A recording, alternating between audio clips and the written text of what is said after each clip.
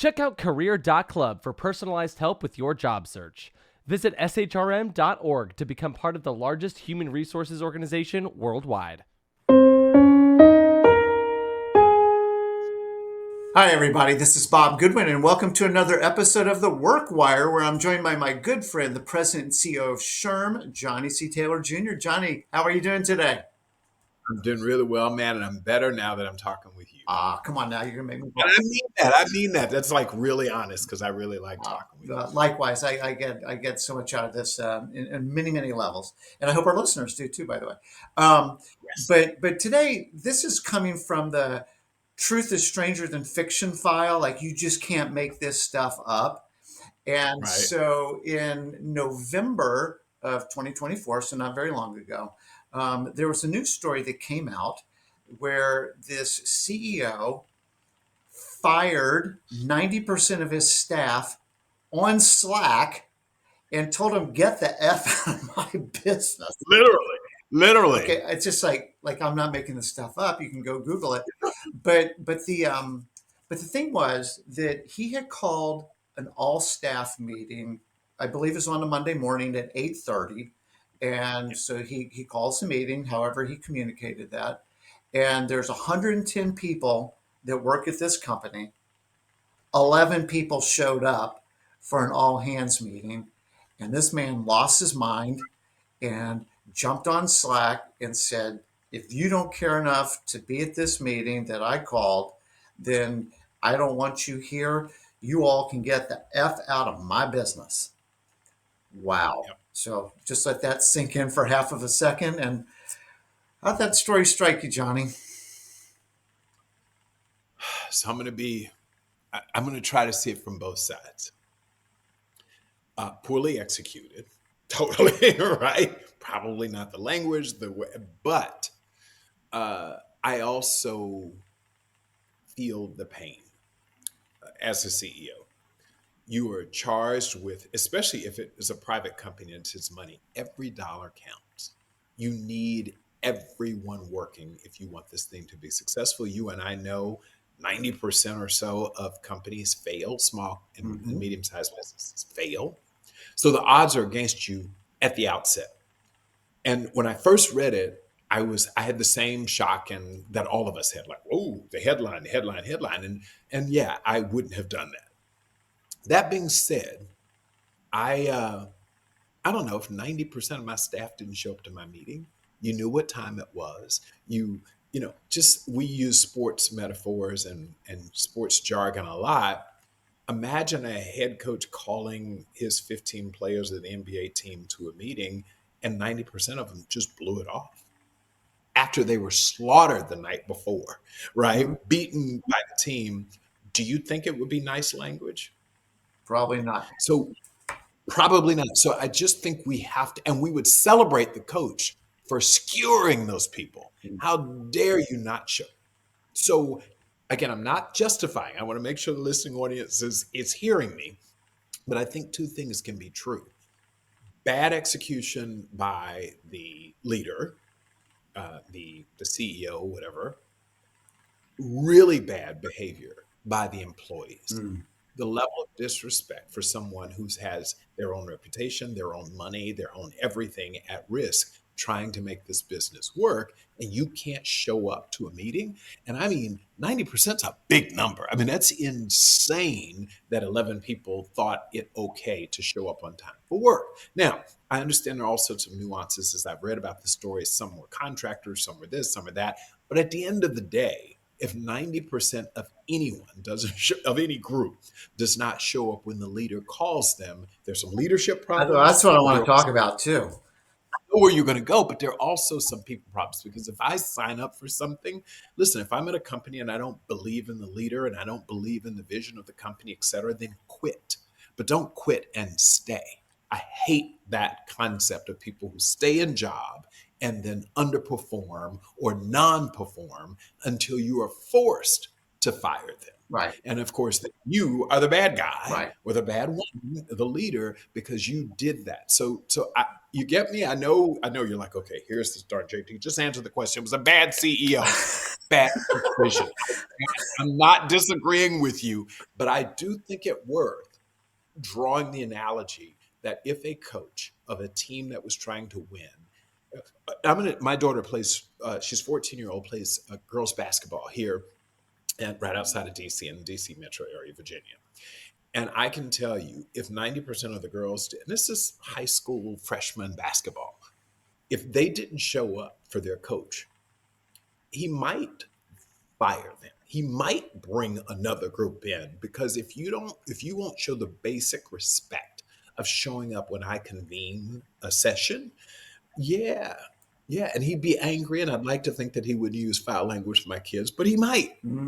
So I do, so you're right. I mean, it's, if you do a little bit of homework on this story, many of these people were actually unpaid interns. What he was Right, offering them was, to get some real world experience. I think it's called Musicians Club, and it's like an e-commerce thing for buying and selling musical instruments. So right, he's like, hey, if you want, because a lot of these people are like classical music majors or something. So like, if you want real world experience in the commercial side of music, like here's an right. opportunity, so you can put it on your resume and you'll have things to talk about. Okay, fine. People, I mean, unpaid internships is not a new idea, and it does have value for somebody that, Huge. right? So you've actually got something on your resume and you can start to represent. I've had responsibilities, I've accomplished things, whatever. All good. It's just like, so there's the integrity side of the employee. You signed up to do something, you gave a commitment, this man's counting on you to do whatever it was, and in return he's going to give you a recommendation, he's going to allow you to use his company name on your CV, whatever. So there's an integrity thing there. But you know on the leadership side of it, forgetting how he executed, because that's just so over the top, we can talk about that, but that's so over the Exactly. top. But it does make you really wonder, like, this didn't just happen. Like volcanoes take a while to kind of come, and then they go, and you're like, well, that didn't That's just right. happen. That took a while to get to that, and this pressure was building. But my goodness, I didn't hear any humility, self Right. reflection on the part of the CEO of like, maybe I could have done something. Like, what the heck was that all about? I think it's a huge, indictment on his leadership style. Big, Of like, big time. how did you get here? That the next logical thing that happened was people kind of basically gave you the finger and said, "I'm not going to your meeting. I don't care." Right.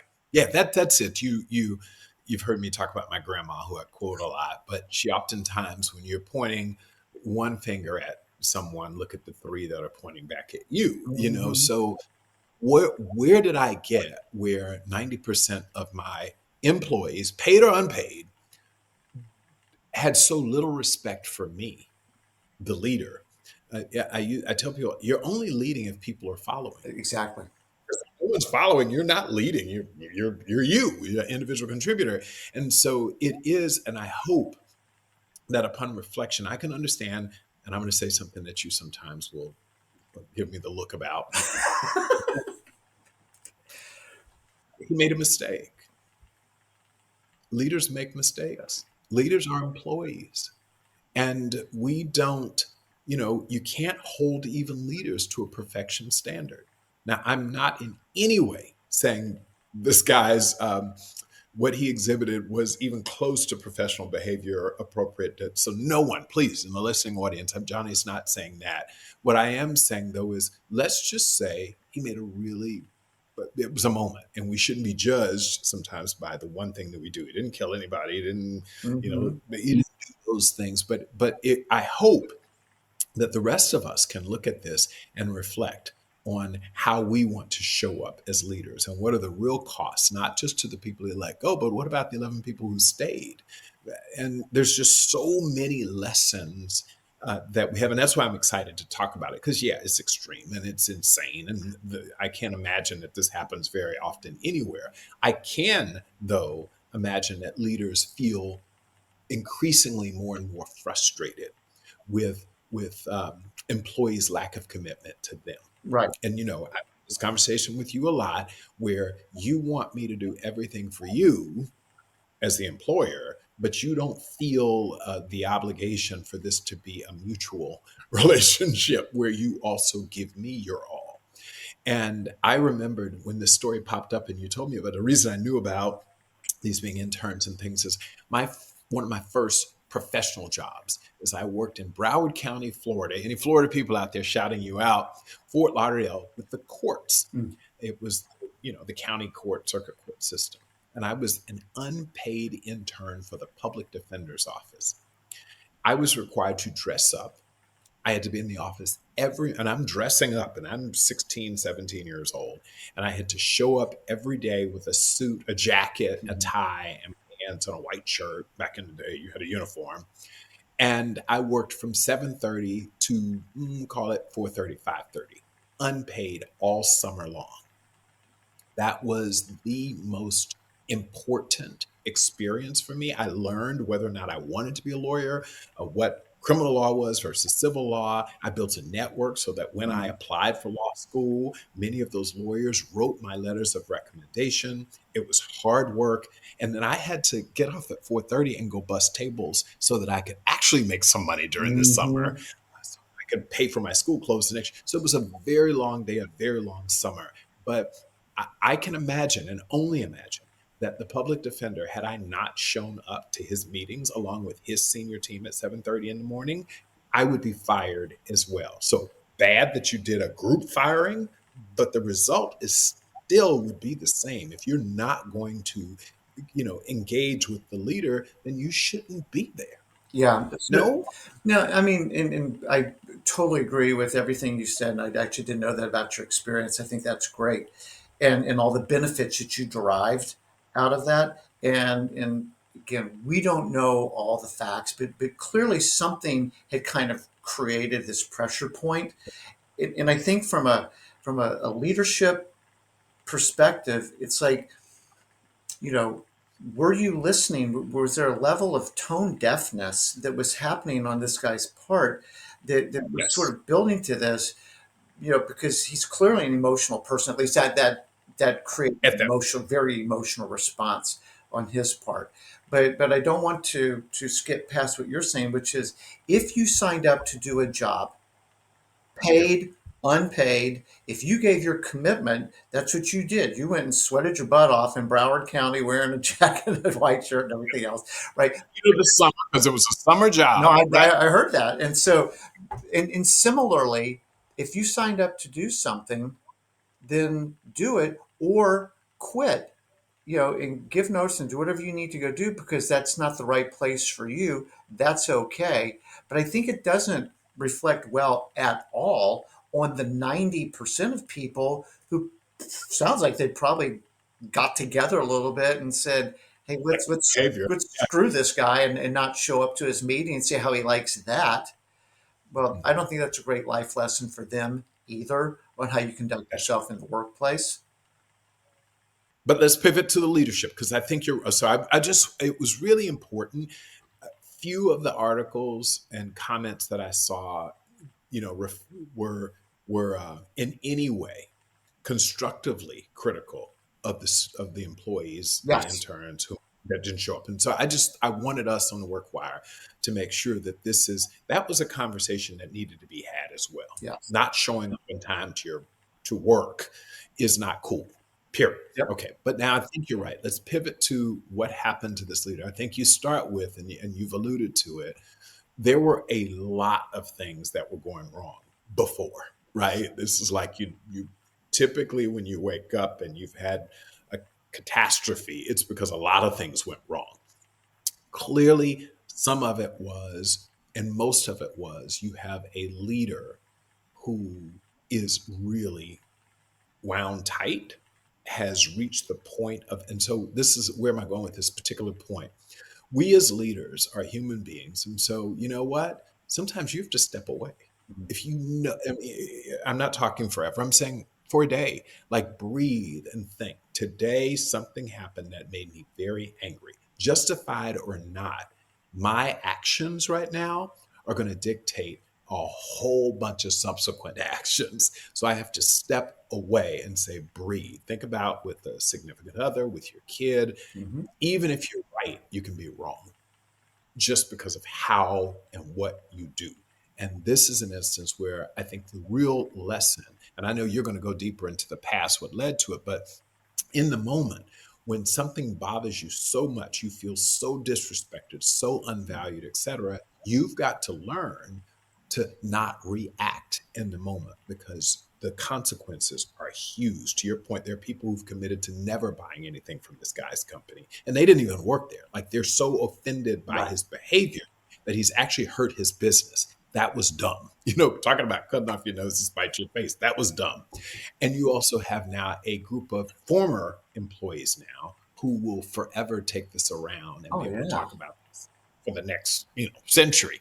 And so these are things that net you didn't factor in as a leader. And I would say to anyone listening, you too will have those moments where an employee is going to push you right to the brink. Yeah, you might win because you fired them, but you will have caught, there will be significant costs associated to you and to your brand and to your company by you not being thoughtful and stepping back and sort of de-escalating in your own mind before you responded. Yeah, so great points. And what I think about as an entrepreneur is, Yeah. okay, this is this man's money that he's Yes. betting, right? And so Yep. somebody says, but Bob, he's not paying those people. Yeah, but he's got a lot of other investments and expenses associated with getting this thing off the ground. And as an Yep. entrepreneur, you can get pretty consumed by your baby and Yeah. right and paying the bills and trying to hit numbers and do everything that you're trying to do to get this business on the ground and stable and healthy, and so it can be very consuming, and you can get fairly myopic in that.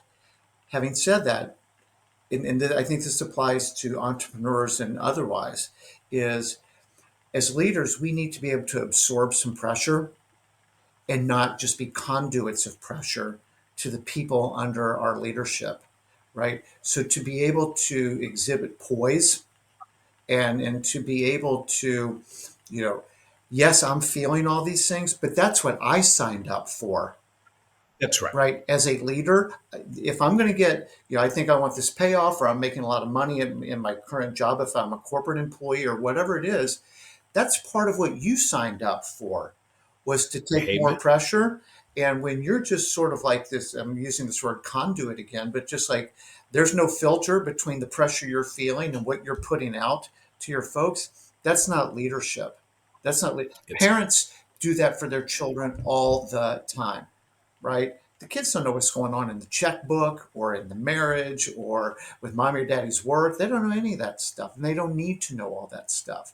That's what being a leader is. That's a big part of what being a leader. So people can just focus on their role, what you've asked them to do, to be fully engaged.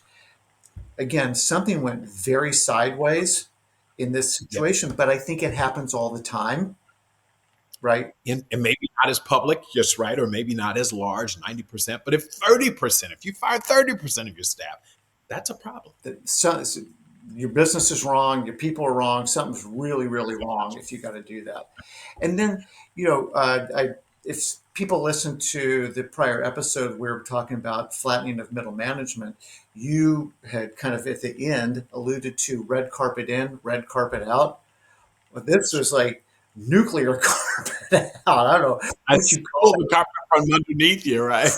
but we've talked about this before, but we've seen numerous examples of you need to make a hard business decision and then they just completely drop the ball on it. Listen, I thought about this situation that you're describing, right? That we're all talking about now, and how amazing if he just decided that 90% of these people are drag in my organization and I'm so offended, da da da. A very nice, I call it a Dear John letter. For the 11 people that are there, appreciate you all a lot. We're going to proceed with this meeting because it's also not fair to you for me to cancel a meeting, but let's go have the meeting. If you've already decided that the other 90% are gone, I would have written a very nice letter. Dear John, and it would have gone to every individual, not to a collective. This morning, we had a call at 8:30, didn't hear from you, etc. Let me tell you how important this is. I've mortgaged my home to build this business, and your absence impacts it. So I'm not sure this is good for you or for me. I mean, he could have written a very nice, a respectful letter that you wouldn't mind seeing online, because undoubtedly that's where it was going to go, and say, wishing you the best, but you're clearly not committed to my goals and the goals of this organization. Likely would have been a story anyway, but no, he would have been taking the hit. So it is the how, Yes. not as much. But I'm not, in and of itself, I'm not bothered with the idea that if 90% of my employees show me and tell me that they don't care about my business, then they do need to leave. The question is the how. Yes. And so, again, I'm going to guess, and this is probably why this thing erupted the way that it did. There was a lot of hows that didn't go really well. And this was just sort of the final straw that was, this atomic explosion that he had. But again, you talked earlier about like employee engagement and things like that. And obviously, people completely lost whatever engagement that they had. And as Yes. leaders, you know, how we can keep our finger on the pulse of what people are feeling. What do we have now, Johnny? 7 generations in the Yeah. workforce. Six full generations in the workforce. Yeah. Yeah, and they're all different, and the vast majority of these were college students, right? Right. Which is a very different demographic with different needs, different expectations, and if this person is trying to lead them in a style that doesn't, you know, comport, if that's the right word, with how they can be addressed and be spoken to, Right. then there's this sort of asynchronous communication that finally just led to everybody hanging the phone up on him, like, dude, I'm out. Like, I don't care what you're saying. So, my point being is that, again, as a leader, as an executive, having the emotional intelligence to understand how do I need to communicate back on the how. Right. There's the what for sure, but the way that I need to communicate why this is important, why your role matters, why I need you to be here, how you're making a difference, not just in the business, but in the customers that we serve, because this is all Yeah. about music. I mean, you can get very emotional about kind of purpose and mission and vision and all this other stuff. And it was none of that happened. It's a huge missed opportunity for this man and his business, but it does serve, I think, as a very strong object lesson for leaders in general. Bob, can I go all the way back? I think yes, yes, yes, and double click and retweet. It's an inside joke. Everything that you've said, but I think some of this gets back to recruitment.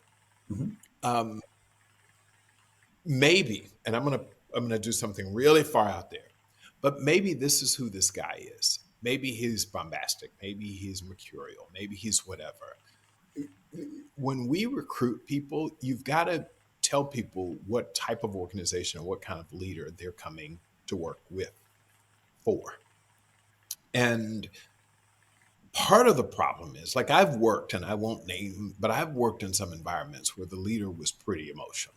And I think all of us have either heard of or personally experienced working with someone who's perhaps emotional in their response. And you do get that volcano eruption Yeah. every once in a while. But you should know that you're walking into that. All leaders aren't smooth Bob and smooth sometimes Johnny, but they're like, I do think that this goes back to the recruitment process.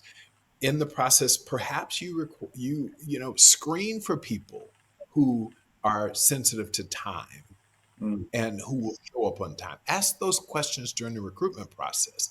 Tell them what's expected, because this sounds like something really, really went wrong when that many people didn't understand the why from a mission standpoint, like the value of what they do, didn't fully embrace whether they were paid or unpaid, that a meeting at 8 o'clock means a meeting at 8 o'clock. Something went wrong way deeper. And I would submit to you as an HR professional that we also have a problem with expectations. Were people told on the front end what was expected of them and what the culture was? I think that's actually the start of this.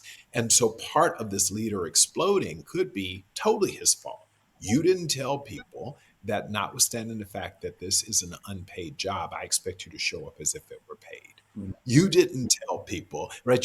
There's so much that we don't disclose to people on the front end of the hiring process, and we don't use to screen out people who say, well, wait a minute. I've got a Johnny described working all day from 7:30 in the morning until 3:30, 4:30 at the public defender's office, and then going to bus tables or wait tables in the afternoon. To maybe these people thought this was a kind of drop in when you can, because it's unpaid. You're not expected to be here. Now, the restaurant in the afternoon, it was very clear that I was expected to Yes. be there at a time, right? So maybe that's a lot of this is it. As I reflected, because I was trying to figure out how in God's green earth could this situation happen. It's like unbelievable, and I think I have to believe that part of this is on the front end from a talent acquisition and recruitment standpoint. Well, yes, and if I could double click on your point, is you, predicated in what you said was that you know your culture, you know your values, you know those things, and you can articulate them in a clear way that somebody who doesn't know your company would understand what Johnny is talking about. So, Yes. if we said that accountability is really important here, punctuality is really important to us. I need if I call a meeting, I need whatever it is. But if you haven't even examined for yourself what those things are, all I know is I want to sell a bunch of trumpets. That's all I know. Yes. That's what this business is I want to sell a boatload of trumpets, and I need people to fill orders and do whatever. Okay, Yes. then you shouldn't be super surprised that you've attracted people that aren't aligned with something that you weren't even able to articulate in your own mind, except you just wanted to sell a bunch of stuff. And Right. so I think this point of, because sometimes it sounds fluffy, and why are we going through all this sort of values and whatever exercise?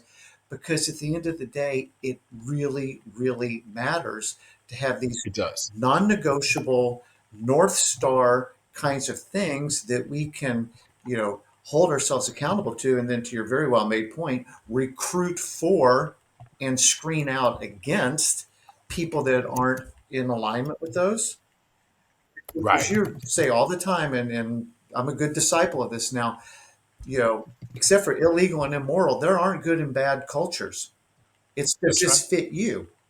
And if this guy is hey, I call spontaneous meetings just so you know, and I expect you to be at them. Well, I don't want to be part of that because I don't like that. That's cool. Don't work at musicians club then, Bob. Okay. That's right. So great point. Looks like you're looking something up. No, I'm looking up a little research on this story. That's what I'm doing right now. I'm trying to figure out if they told, like, is this something that's happened before? And I don't see stories. Like, I went back to pull, are people saying, so fun that you caught me? I was like, did they say that this guy had erupted before? Like, that's what I'm trying to figure Yeah. out. I'm perplexed in live time. What happened here? Yeah. So again, I think what's so fascinating about this story, it is like looking at a train wreck, and you're like, holy cow, that was wild. And it is.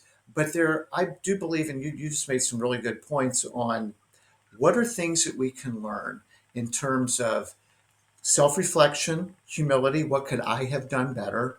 What could we have communicated in the recruiting process? What was going on previously from an employee engagement perspective that would have been huge red flags that people are starting to distance themselves from the business? They just haven't quit yet. And then obviously the lack of professionalism that he exhibited when he blew up. And so I think, again, as extreme as this example is, there's definitely lessons that we can all learn so that we, Can I please. let me just give you, I hate to interrupt you because it's so, I had to go look at this. His quote to them in his Slack, he actually wrote a memo. So when I talked about a memo, he did, believe it or not, think about this and wrote a note that says, you failed to do what you agreed to. You failed to complete your part of the contract. and you failed to show up for the meetings you were supposed to attend and work for. I gave you an opportunity to make your life better, to work hard and to grow, yet you have shown me that you don't take this seriously. Interesting. Which is probably true on some level. My point to Mr. Yes, I'm not To Mr. totally. Odson would be Yep. would be what was in your leadership style, in your culture, that led to a mass revolt, because there's no other way to say it. It's like Daffy Duck when the thing explodes and your bill gets blown to the back. Like you did something wrong that this thing blew Yes. up the way that it So, did. And so he doesn't make illegitimate points. You signed up for something that you didn't do, but at right. the same time, there's the mutuality of this thing. No, I think that's right. He then what I also found, and the reason I was looking up the story was, I was like, maybe upon reflection, and this kind of gets to what you're talking about. I think that he said, okay, maybe I reacted. Well, one, he actually followed up with a note. So even upon reflection, this is where he landed. And then the note that he wrote says, quote, I stand by my decisions and the values we uphold. Firing those individuals is the right move for our organization, and we are stronger than ever. So yeah, there's a lot going on there. I'm hard pressed to believe, and this is the point that I was hoping to land on. Leaders have to have humility and have to admit when they've made mistakes. I don't know how any reasonable leader thought that this outcome, the how, was a good decision. You can't reflect, like, I may stand by my decision, but even if I did something so preposterous, I'd say, hey, but I could have done it differently. Just to say I stand by it, I stand by not only the decision, but how I did it speaks volumes about the leader. Yes. Now, again, I can hold the employees accountable for what they did or did not do, but it does speak volumes about a leader who can't, upon reflection, look at this and say, could have done some things different. Well, Johnny, the news cycle is never short on topics for us on the Work Wire, and I am sure in our next episode we will find something else that's going on that will be, illustrative of lessons that we can all learn to be better employers, better leaders, better employees, and just generally enjoy work and feel like we're making a contribution in a meaningful way. Well, I know you may cut this from the story, but I really hope Washington, D.C. is going to be really interesting, given the shift in government. The focus on making government employees come back into the office, Yeah. the focus on finding efficiency in government. We're going to have a lot to talk about in 2025 as the government, one of the largest employers in our country, is going to go through some significant workforce shifts. Johnny C. Taylor Jr., a pleasure as always. Listeners, viewers, thank you so much for investing just a few minutes of your day. If you've got ideas or you see things in the news, please email me at bob@career.club. We love your feedback. We love your suggestions for topics. And we hope that you enjoyed this episode and we wish you well. Johnny, thanks so much. I'll see you Thank you. soon. Be well. Bye-bye. Check out career.club for personalized help with your job search. Visit shrm.org to become part of the largest human resources organization worldwide.